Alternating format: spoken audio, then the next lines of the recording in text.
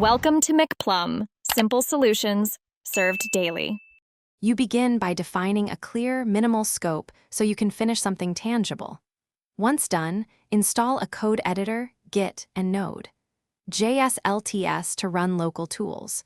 Create a Git repository, add a README, and push an initial commit to the remote to track progress. Make sure to pick a starter template or boilerplate to avoid reinventing basics. This first step gets you coding immediately and prevents scope creep while giving a stable foundation for the next phase. You now assemble the core.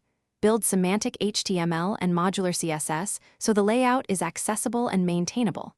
Once that structure is stable, integrate a CSS approach, native, a utility framework, or component library to speed design. Then implement interactivity with JavaScript modules or a front-end framework, wiring event handlers, and API calls. Make sure to test components in the browser and fix layout regressions early. This middle stage balances features with structure, so you wrap up by deploying to a hosting service, configuring build settings and environment variables so the site runs securely. Once live, run tests and cross-browser checks, then monitor performance and error logs to catch regressions.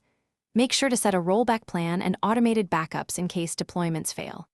If something breaks, reproduce locally, run logs, and revert to the previous stable commit while you patch. This final stage ensures a reliable release and a smoother maintenance cycle.